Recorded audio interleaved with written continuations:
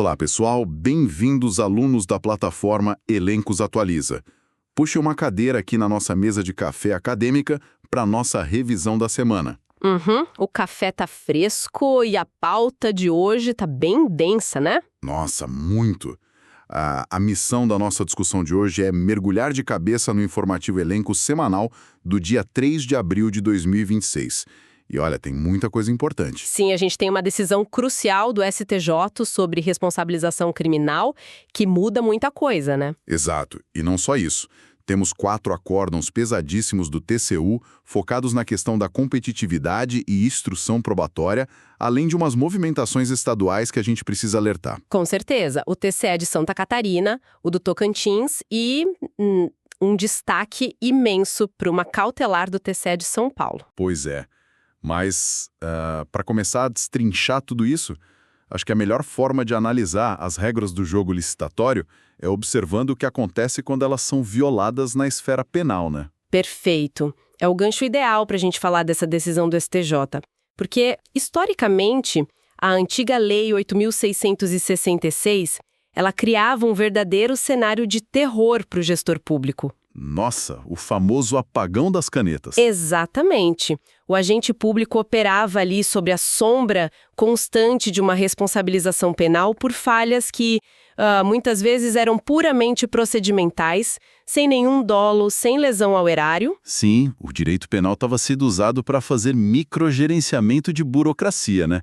O que é um absurdo. Um desvirtuamento total da natureza de última ratio do direito penal.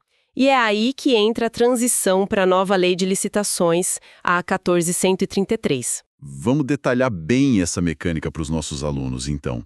Sob a vigência da antiga lei, o artigo 89 era uma armadilha tipo de dupla incidência, certo?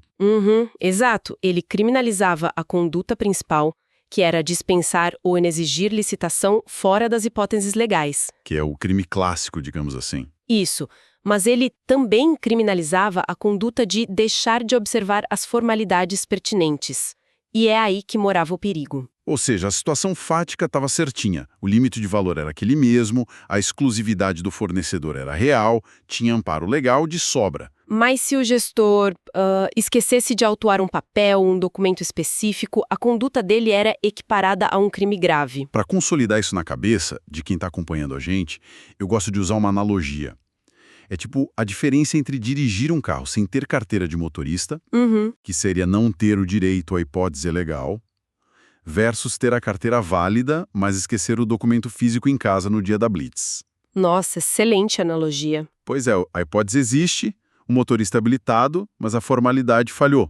O STJ consolidou que esse esquecimento do documento, trazendo para o contexto da nova lei, deixou de ser crime. Exatamente, porque o novo artigo 337-E do Código Penal só pune quem admitir, possibilitar ou dar causa à contratação direta fora das hipóteses previstas em lei. Ou seja, a parte da formalidade sumiu do texto. Sumiu, logo operou-se a abolitio criminis, a extinção da punibilidade, para essa conduta de errar a formalidade quando a hipótese legal estava regular. É um alívio enorme, né? Sem dúvida.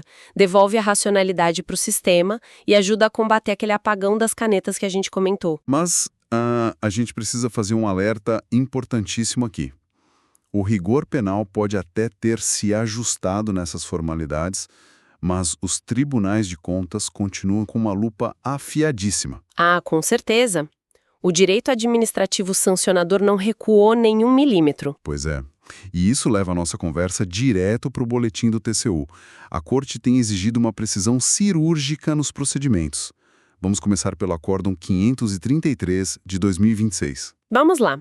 Esse acórdão trata de um tema que sempre gera confusão entre os pregoeiros, que é o direito de preferência das microempresas e empresas de pequeno porte. O famoso empate ficto da Lei Complementar 123. Isso. A mecânica dos novos modos de disputa, aberto e fechado, acabou criando uma zona cinzenta, sabe? Sobre quando e se o pregoeiro deve convocar essas empresas. Porque muitos pregoeiros achavam que, se a microempresa não deu lance, se ela ficou quietinha lá na etapa aberta, ela tinha aberto mão do direito.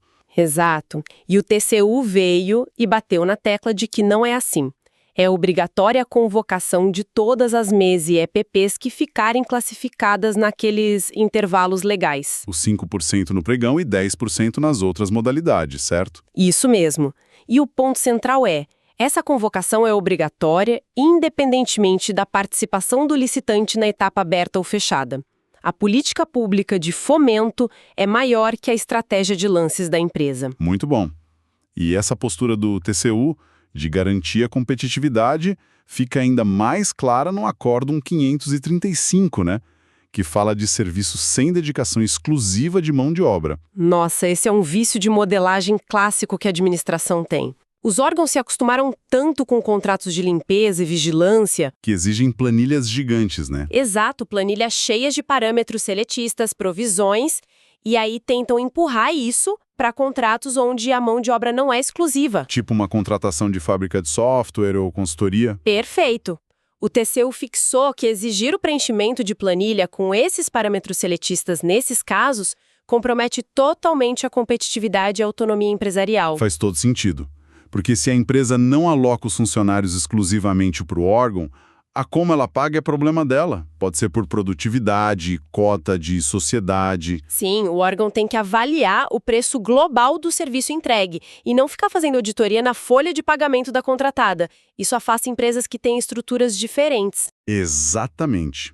E por falar em afastar empresas e restringir competição, a gente tem o Acórdão 557, que entra num dos mercados mais polêmicos que existem, o de vale-refeição e vale-alimentação. Esse mercado é uma briga constante. O TCU pegou uma prática bem recorrente e declarou irregular, que é a exigência de um quantitativo mínimo de rede credenciada sem qualquer fundamentação técnica nos estudos técnicos preliminares, o ETP. Olha só! É aquela história do edital pedir 800 restaurantes credenciados num município só porque o pregoeiro achou um número bonito. Pois puro empirismo. O TCU ressaltou que critérios restritivos assim demandam uma justificativa prévia e objetiva. A administração tem que provar matematicamente que precisa daquela quantidade. Porque senão você cria um oligopólio. Só as 2 ou 3 gigantes do mercado que já operam ali conseguem participar. E as menores ficam de fora. Exatamente. O ETP é a vacina contra essa arbitrariedade. E mudando um pouco o foco, mas ainda na lupa do TCU, a gente chega no Acórdão 548. Esse aqui fala sobre fraude com atestados de capacidade técnica. Um tema super complexo, porque provar a fraude documental de forma irrefutável sempre foi uma dor de cabeça para as auditorias. E aqui eu quero levantar um questionamento bem rigoroso que eu sei que os alunos devem estar se fazendo. Para caracterizar essa fraude e aplicar sanções, a administração precisa comprovar que houve prejuízo financeiro ou que a empresa obteve a vantagem esperada. Excelente pergunta. E a resposta do TCU foi bem literal. Não. Não precisa? Não precisa. A caracterização da fraude, nos termos do artigo 46 da Lei Orgânica do TCU, ocorre independentemente da obtenção da vantagem ou da efetiva contratação. Nossa, ou seja, só o fato de tentar enganar já configura a fraude. Exato, porque o simples uso de documentos inverídicos já atenta contra a moralidade e a isonomia do certame. O mecanismo que o TCU validou foi o somatório de indícios. E como funciona esse somatório na prática? O auditor cruza dados, pega o balanço patrimonial, a raiz da empresa... A relação anual de informações sociais. Isso, e até o consumo de energia elétrica. Se a empresa apresenta um atestado dizendo que tinha 1.000 funcionários no ano passado, mas a raiz diz que ela tinha 0 e a conta de luz é mínima... A incompatibilidade salta aos olhos. A estrutura operacional simplesmente não bate com o objeto do atestado. Exatamente. Esse somatório de indícios já é prova suficiente para cravar a fraude e declarar a inedoneidade. Muito bom. É uma forma de dizer que a impunidade da tentativa de fraude acabou. O custo de mentir ficou muito alto. Mas olha, pegando um gancho no que você falou antes sobre o Acórdão do Vale Alimentação, técnico preliminar é o ponto nevrálgico ali. E a gente sabe que a ausência de planejamento não é uma exclusividade da esfera federal. Nossa, nem me fale. Os tribunais de contas estaduais estão batendo pesado nisso também. A gente tem movimentações importantíssimas em Santa Catarina, Tocantins e em São Paulo. Vamos começar então pelas balizas de Santa Catarina. O que o TCE de lá decidiu? O TCE de Santa Catarina listou os requisitos rígidos para a contratação de consultoria técnica pelo Poder Legislativo via inexigibilidade lá no artigo 74, inciso 3 da nova lei. E é permitido isso. Câmaras municipais contratando escritório de fora? É permitido sim. Eles entenderam que é uma função atípica, mas exige requisitos cumulativos bem estritos. Não é bagunça. Quais seriam os requisitos? Tem que ter notória especialização, essencialidade do profissional, inadequação dos servidores públicos da casa. Esse ponto é crucial, né? Não pode substituir o servidor efetivo para trabalho rotineiro. De jeito nenhum. Tem que ser uma demanda singular. E, além disso, preço compatível com o mercado e, claro, um processo formal justificado. Perfeito. Agora, a gente tem que falar do elefante na sala.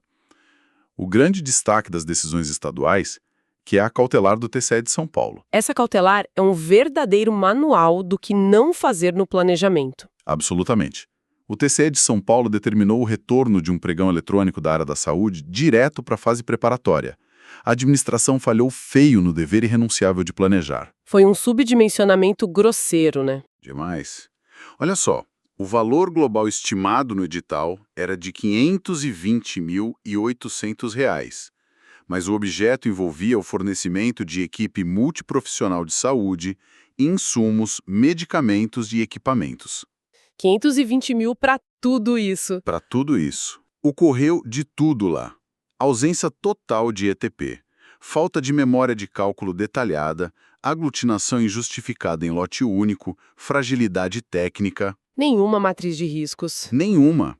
Restringiram a competitividade de forma absurda. Eu até uso uma analogia cirúrgica para os nossos alunos entenderem a gravidade. Tentar licitar tudo isso num lote único, sem ETP, e com esse orçamento sem detalhamento, é como um engenheiro tentar construir um hospital começando pelo telhado, sabe? Sem planta baixa e adivinhando o preço do cimento. O resultado, como alertou o TCE, é a precarização do serviço público de saúde. Nossa, essa analogia foi na mosca. O conselheiro do TCE/SP foi literal na conclusão dele. Ele escreveu que o orçamento estimado nasceu de uma, abre aspas, ficção administrativa, desprovida de qualquer amparo técnico. Ficção administrativa é um termo forte, mas muito preciso para o caso. Sim, e mostra que a era do orçamento tirado da cartola acabou com a nova lei. E para fechar nossa rodada estadual, a gente tem uma análise de tomada de contas especial do TCE do Tocantins. Que é um tema super espinhoso. Locação de imóvel com contrato eivado de vícios. O que a corte decidiu?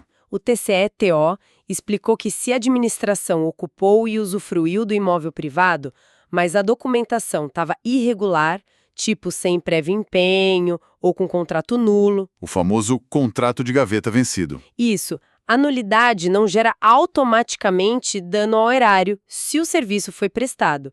A administração tem que indenizar o particular. Entendeu o cidadão lá, o locador entregou a parte dele. Não pagar seria enriquecimento ilícito do Estado. Mas, claro, isso não exime o gestor de responder pela infração grave da nulidade. Ótimo ponto. Ele vai pagar a multa, mas o aluguel devido tem que ser quitado. Bom, chegamos no momento de fazer aquele nosso resumo fulminante dos pontos-chave de hoje. Vamos lá. Primeiro, a abolitio criminis consolidada no STJ para falhas formais em contratações diretas e irregulares, separando vício material de erro burocrático. Em seguida, vimos a rigidez do TCU na preservação da competitividade. A obrigação de convocar as MEPPs, a proibição de planilhas seletistas para serviços não exclusivos e a necessidade de ETP para limitar redes de vale-alimentação. Além do combate firme aos atestados incompatíveis, com a fraude sendo comprovada por aquele somatório de indícios sem precisar provar prejuízo financeiro. Perfeito. Nos estados. O limite legal para inexigibilidade em consultorias, no TCE de Santa Catarina, o dever de indenizar do Estado no Tocantins e o grande alerta de hoje. O alerta contundente do TCE de São Paulo contra orçamentos fictícios e a ausência de ETP. O planejamento é irrenunciável. E é justamente aí, pessoal, que a gente conecta essas falhas severas de planejamento que discutimos com a capacitação técnica de vocês. O caso de São Paulo mostra que errar na instrução processual paralisa o serviço público. Não dá mais para atuar no achismo. De forma alguma. Por isso, eu recomendo formalmente, de maneira bem direta, que vocês assistam ao módulo sobre a correta instrução dos processos de contratação e a transição para o processo eletrônico. Ele já está integralmente disponível na nossa plataforma Elencos Atualiza. É fundamental para vocês fugirem dessas ficções administrativas. Com certeza. Bom, a gente vai ficando por aqui. Desejamos a todos excelentes estudos. Lembrem-se que o domínio técnico exige uma atualização rigorosa e constante. Continuem focados. Um grande abraço a todos. Até logo, pessoal. E nos vemos no próximo boletim aqui na nossa mesa de café.